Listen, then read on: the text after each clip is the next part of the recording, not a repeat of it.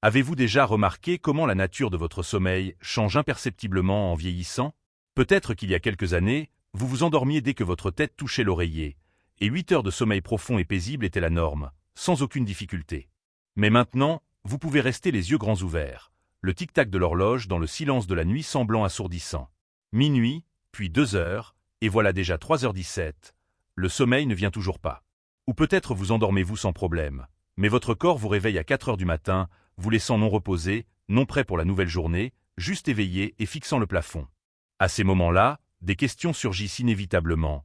Pourquoi ne puis-je plus dormir comme avant? Qu'est-ce qui a changé? Et plus important encore, est-ce normal? Ou mon corps essaie-t-il de me donner un signal? La vérité est la suivante. Pour une personne ayant dépassé les 70 ans, le sommeil cesse d'être une simple routine, il devient une bouée de sauvetage vitale. Son influence s'étend à tous les aspects de l'existence. La santé cardiaque, la vivacité de la mémoire, la stabilité de l'équilibre et même la longévité globale. Pourtant, de nombreuses personnes âgées ont tendance à négliger les problèmes de sommeil, les attribuant à un signe inévitable du vieillissement. Mais si cette conviction était erronée? Et si ces nuits agitées, heure après heure, minaient insidieusement leur santé? Et si un réveil trop précoce ou une somnolence diurne excessive n'était pas seulement un inconvénient, mais un signal d'alarme que le corps envoie? Dans ce récit, nous examinerons en détail la quantité de sommeil dont les personnes âgées ont réellement besoin pour une vie plus longue et de meilleure qualité.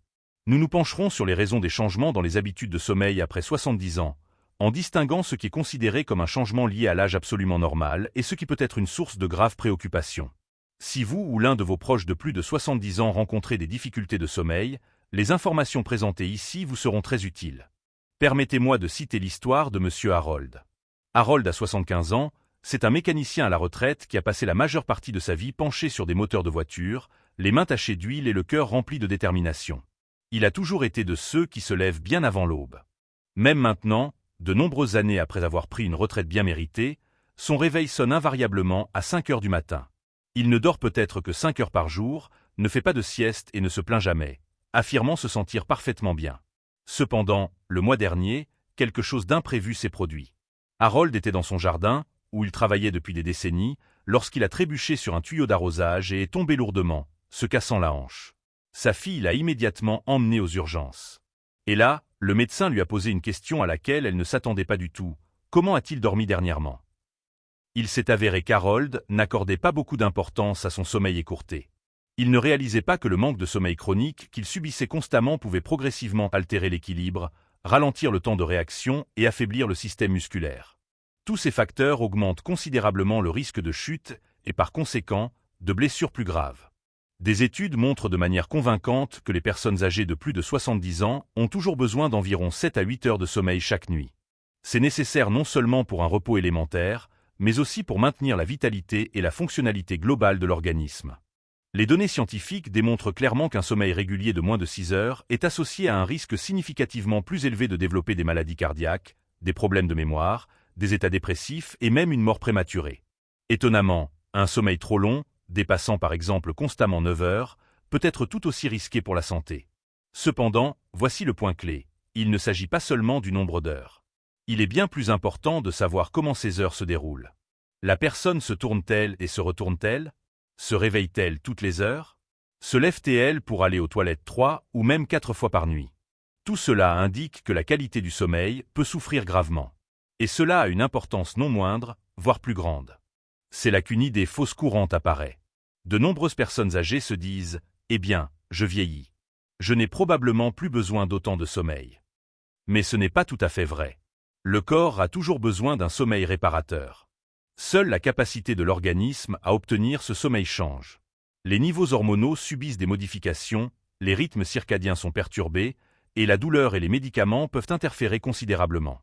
Par conséquent, au lieu d'avoir besoin de moins de sommeil, de nombreuses personnes âgées font en réalité beaucoup plus d'efforts pour obtenir ce qui leur est encore vitalement nécessaire. Que peut-on faire dans une telle situation? Il faut commencer par une étape simple, surveillez votre sommeil pendant une semaine. Notez quand vous vous couchez, à quelle fréquence vous vous réveillez et comment vous vous sentez le matin. Vous réveillez-vous brisé, oublieux, avec un faible niveau d'énergie? Le corps humain est capable d'envoyer des signaux d'alarme qui passent parfois inaperçus. Il ne faut pas les négliger, car le sommeil n'est pas seulement un luxe ou un passe-temps agréable. Il représente un système de survie complexe et vital. Et si ce système est déséquilibré, toutes les autres fonctions de l'organisme commencent à défaillir. L'essence du problème ne réside pas seulement dans le nombre total d'heures passées à dormir, mais aussi dans ce qui se passe exactement dans le corps pendant ce temps.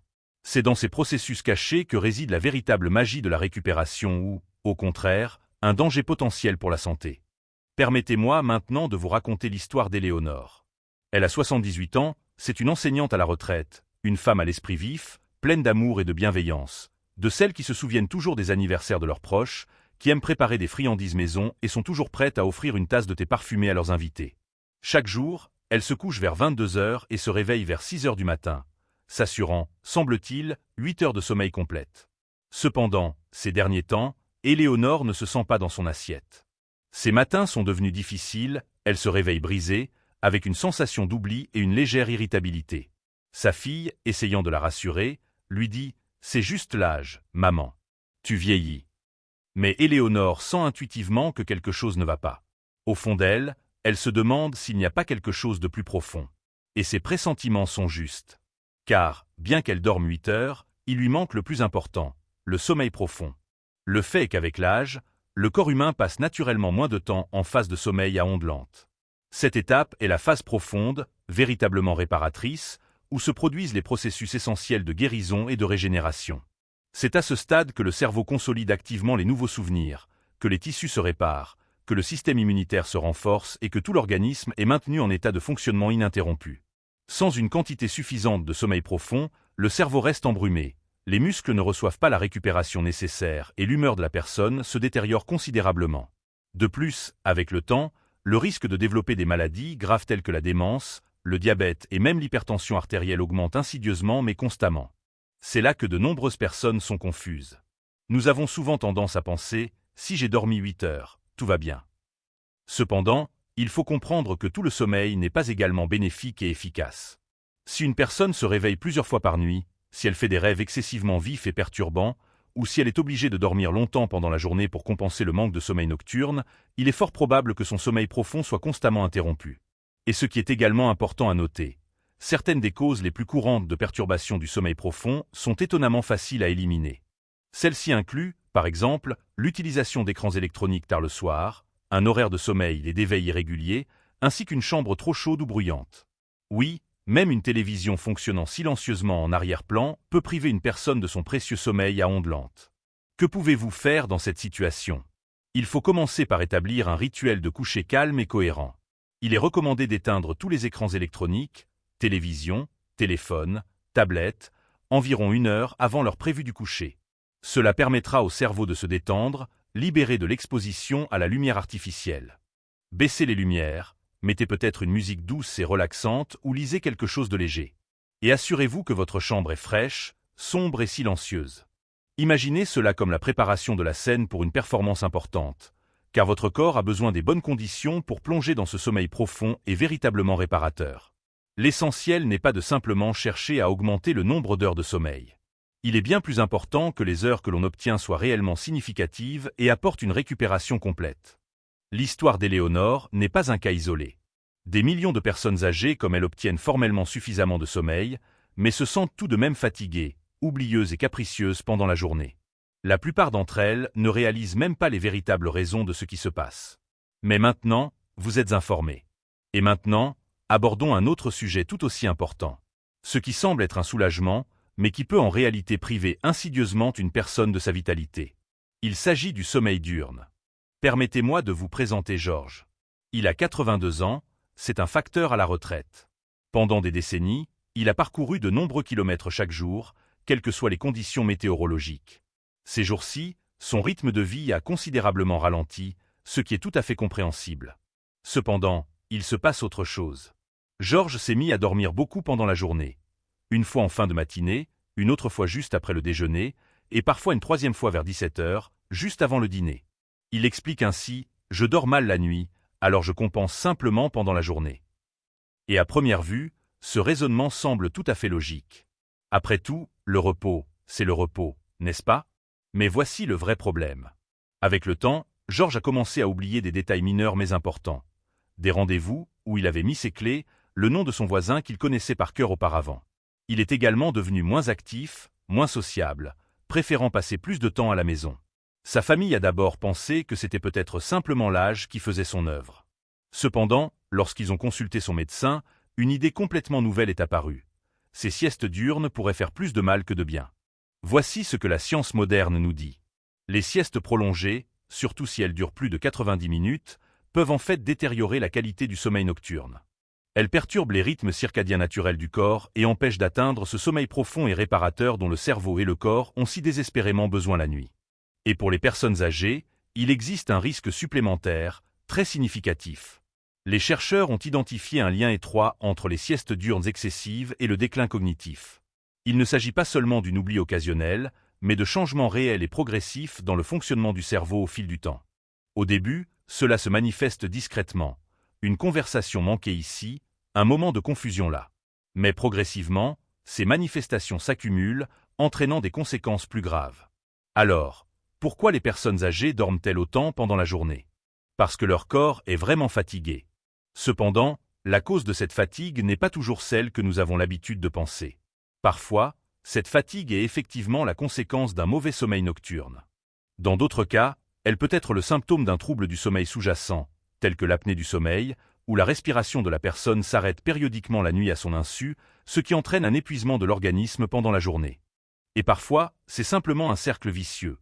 La personne dort le jour parce qu'elle est fatiguée, mais elle est fatiguée précisément parce qu'elle a dormi le jour, et ainsi de suite. Soyons clairs, la sieste en soi n'est pas l'ennemi.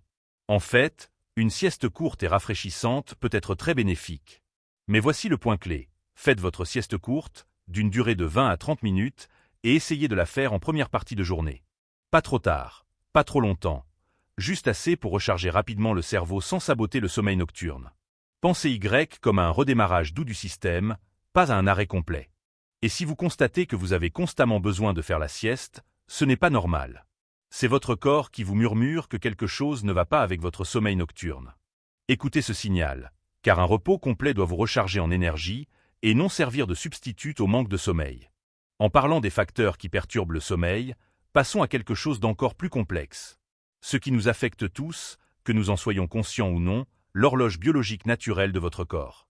Oui, celle qui contrôle discrètement quand vous vous endormez, quand vous vous réveillez et à quel point vous vous sentez alerte pendant la journée. Parlons de votre rythme circadien et de ce qui se passe quand il commence à se dérégler. Permettez-moi de vous présenter Marie. Elle a 81 ans, c'est une bibliothécaire à la retraite. Pendant la majeure partie de sa vie, son emploi du temps était réglé comme une horloge. Dîner à 18 heures, un peu de télévision, peut-être des mots croisés, puis se coucher vers 22 heures. Ce rythme lui convenait parfaitement. Cependant, ces derniers temps, quelque chose a changé. Marie commence à bâiller dès 18h30. Elle s'endort vers 20 heures, comme sur commande. Et à 4 heures du matin, ses yeux s'ouvrent et elle est complètement éveillée. Non pas parce qu'elle le veut, mais simplement parce que cela se produit. Elle observe le ciel s'assombrir avant l'aube, se sentant fatiguée, mais incapable de se rendormir. Et le plus étrange, même après 8 heures de sommeil complète, elle se sent toujours épuisée. Ce n'est pas seulement une bizarrerie de la vieillesse. C'est un phénomène que les scientifiques appellent le syndrome d'avance de phase du sommeil, et il est beaucoup plus courant qu'on ne le pense, surtout chez les personnes de plus de 70 ans. Voyez-vous, votre corps a ce qu'on appelle un rythme circadien, une horloge interne naturelle qui régule quand vous vous sentez somnole et quand vous êtes éveillé. Il est étroitement lié à la lumière, au lever et au coucher du soleil.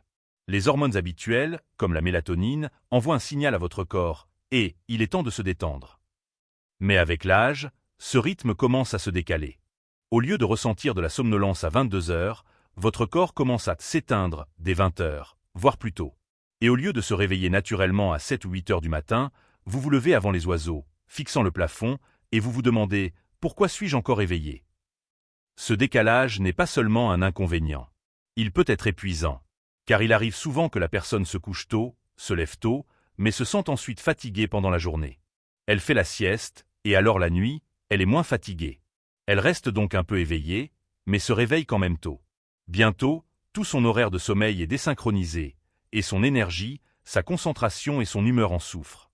C'est là que se trouve l'erreur. Les membres de la famille plaisantent parfois « Oh, grand-mère est juste une lève-tôt ». Mais ce décalage horaire n'est pas toujours naturel. Il peut être causé par une diminution de l'exposition à la lumière, surtout si la personne passe la majeure partie de son temps à l'intérieur. Il peut être aggravé par des changements hormonaux qui réduisent la production de mélatonine. Même l'heure de prise des médicaments ou le manque d'activité physique peuvent aggraver la situation. Que pouvez-vous faire? Voici un conseil simple mais puissant. Exposez-vous à la lumière du soleil le matin, chaque matin. Sortez, laissez la lumière naturelle pénétrer vos yeux, sans lunettes de soleil. Cette lumière indique à votre cerveau que c'est le matin et aide à régler votre horloge interne. Ensuite, le soir, faites l'inverse, tamisez les lumières dans la maison. Évitez les écrans et les lampes vives tard le soir. Détendez-vous progressivement, laissez votre corps comprendre que la nuit arrive. Et bien que les suppléments de mélatonine soient parfois utiles, surtout pour les problèmes de rythme circadien, ne vous automédicamentez pas. Parlez-en à votre médecin avant de les utiliser. C'est une hormone, pas un somnifère. Et le moment de la prise est bien plus important que la dose. Car lorsque votre horloge interne est en rythme, tout fonctionne mieux. Votre sommeil, votre humeur et même votre digestion. Mais lorsque cette horloge est déréglée, vous pouvez avoir l'impression d'être en décalage avec le monde et avec vous-même. Passons maintenant à ce qui ne se contente pas de dérégler votre rythme. Cela peut perturber votre sommeil d'une manière que la plupart des personnes âgées ne prévoient jamais, jusqu'à ce que cela commence à se manifester dans leur corps, leur équilibre et leur mémoire. Parlons des médicaments et du chaos silencieux qu'ils peuvent créer pendant que vous dormez. Permettez-moi de vous présenter Betty. Elle a 76 ans, elle a toujours l'esprit vif, est toujours au courant de ses rendez-vous médicaux, ne manque jamais une dose et possède une petite boîte organisateur de pilules, étiquetée pour chaque jour de la semaine. Pendant de nombreuses années, Betty a joui d'un sommeil profond, 7 ou 8 heures de repos complet, après lesquelles elle se réveillait reposée, faisait ses exercices matinaux et commençait sa journée avec le sourire. Cependant, après une légère crise cardiaque, son médecin lui a prescrit un nouveau médicament. Rien de trop grave, un médicament cardiaque courant. Elle a suivi strictement les instructions, le prenant chaque nuit avec un verre d'eau, comme il lui avait été prescrit. En quelques semaines, Betty a commencé à se réveiller au milieu de la nuit, parfois en sueur. D'autres fois, son cœur semblait battre la chamade. Elle se tournait et se retournait, ne trouvant pas le repos. Le matin, elle se sentait étourdie, épuisée et anxieuse. Au début, elle a pensé, c'est peut-être juste une partie du vieillissement. Mais ce n'était pas le cas. Betty, comme des millions d'autres personnes, ne réalise pas toujours que de nombreux médicaments courants prescrits aux personnes âgées peuvent perturber insidieusement le sommeil. En fait, des études montrent que plus de 60% des personnes âgées prennent des médicaments qui affectent directement ou indirectement la qualité du sommeil. Voici quelques exemples. Les bêta-bloquants, utilisés pour l'hypertension artérielle et les maladies cardiaques, peuvent réduire la production de mélatonine, ce qui rend difficile l'endormissement et le maintien du sommeil. Les diurétiques, souvent appelés pilules d'eau, sont un autre facteur important. Ils augmentent la miction, et s'ils sont pris trop tard dans la journée, ils peuvent obliger la personne à se lever 3, 4, voire 5 fois par nuit pour aller aux toilettes. Et il existe aussi certains antidépresseurs, analgésiques et même des médicaments en vente libre contre les allergies qui perturbent le cycle du sommeil, en particulier le stade du sommeil paradoxal, où le cerveau restaure et organise la mémoire. Et voici la plus grande erreur que nous commettons tous. Nous blâmons souvent le vieillissement lui-même pour les nuits blanches. Eh bien, je vieillis. C'est peut-être à ça que ressemble le sommeil maintenant. Mais dans de nombreux cas, il ne s'agit pas de l'âge. Il s'agit des pilules qui se trouvent dans votre tiroir. Ne vous méprenez pas, les médicaments peuvent sauver des vies, mais ils ont aussi des effets secondaires. Et lorsqu'une personne prend plusieurs médicaments, ces effets secondaires peuvent se superposer et la priver insidieusement du sommeil profond et réparateur dont son corps a besoin. Que pouvez-vous faire? Vous n'avez pas besoin d'arrêter de prendre vos médicaments, mais vous devez en parler à votre médecin ou à votre pharmacien. Demandez-leur, est-ce que l'un de ces médicaments pourrait affecter mon sommeil? Y a-t-il un meilleur moment de la journée pour les prendre? Existe-t-il des alternatives plus douces avec moins d'effets secondaires nocturnes? Parfois, un simple changement de l'heure de prise d'un médicament, du soir au matin, fait une énorme différence. Dans d'autres cas, il peut exister un tout autre médicament qui convient mieux à votre corps, surtout à votre stade de vie. Le sommeil ne devrait pas être une bataille nocturne. Mais si vos médicaments provoquent cette bataille, vous méritez de le savoir. Et vous méritez de l'aide pour vous adapter. Parce qu'il ne s'agit pas seulement de sommeil. Il s'agit de la façon dont vous vous sentez le lendemain, de votre équilibre, de votre mémoire, de votre énergie, de votre sécurité. Et quand tout cela commence à se détériorer, cela n'affecte pas seulement vous. Cela affecte toute votre famille, votre tranquillité d'esprit et la liberté que vous avez cherché à acquérir toute votre vie. Alors, maintenant vous connaissez les signes, vous avez entendu les histoires, vous avez les outils, mais comment transformer ces connaissances en action? Parlons du côté émotionnel de tout cela et de la raison pour laquelle cette prise de conscience peut être l'un des actes d'amour les plus profonds que vous puissiez faire pour vous-même ou pour la personne dont vous prenez soin. C'est difficile, n'est-ce pas? Observez votre sommeil s'échapper, comme du sable entre les doigts. Une nuit, vous vous tournez et vous retournez. La suivante, vous vous réveillez toutes les heures, sans savoir quelle heure il est. Et parfois, il ne s'agit même pas de vous. C'est votre partenaire, votre mère, votre grand-père, quelqu'un que vous aimez, qui devient lentement plus fatigué, oublieux, fragile, et vous ne savez pas comment aider. Les nuits commencent à sembler plus longues. Les jours se fondent les uns dans les autres, et une inquiétude silencieuse surgit en vous. Est-ce juste le vieillissement ou quelque chose de plus profond se passe-t-il? Mais voici ce que je veux que vous reteniez. Cela ne doit pas être le début d'un lent déclin. En fait, cette prise de conscience, cette compréhension, c'est l'un des cadeaux les plus puissants que vous puissiez vous faire ou faire à la personne dont vous prenez soin. Parce que lorsque vous comprenez ce qui se passe dans votre corps, vous cessez de réagir avec peur et commencez à agir de manière ciblée. Vous passez de la confusion face au changement à la préparation à ceci. Vous cessez de blâmer l'âge pour tout et commencez plutôt à observer, à écouter, à apprendre et à prendre des mesures, même petites, qui peuvent faire une grande différence. Vous ne faites pas que survivre à vos dernières années, vous les maîtrisez. Alors, voici ma douce suggestion pour vous. Ce soir, avant de vous coucher, prenez 5 minutes. Notez comment vous vous êtes senti aujourd'hui, à quelle heure vous vous êtes réveillé, à quel point vous étiez fatigué, si vous avez fait la sieste, si vous vous souveniez de tout clairement ou si vous vous sentiez mal à l'aise. Vous n'avez pas besoin d'un carnet fantaisie. Juste un stylo, du papier et un peu de curiosité. Ou, ce qui est encore plus efficace, il vaut la peine d'engager une conversation avec un proche, votre conjoint, un ami, un frère ou une sœur. Vous pouvez leur poser une question simple mais importante. Comment as-tu dormi dernièrement? Les réponses peuvent surprendre, et ce dialogue peut devenir un point de départ pour la guérison, pour les deux interlocuteurs. Car le sommeil est bien plus qu'un simple repos physique. Il est le fondement essentiel du bon fonctionnement du cerveau, de la santé du corps et de l'harmonie de l'esprit.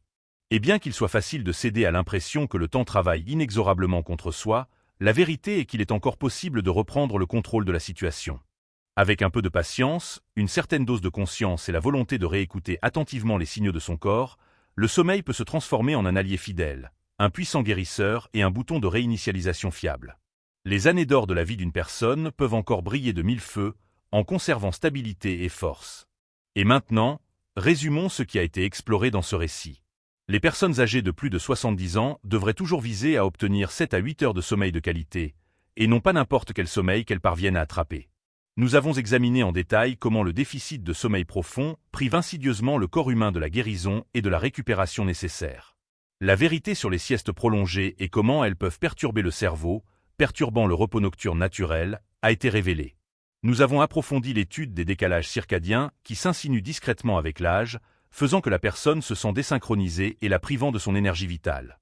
Et enfin, il a été démontré comment les médicaments courants, ceux-là même qui sont censés aider, peuvent perturber le sommeil d'une personne, agissant de manière cachée, en coulisses.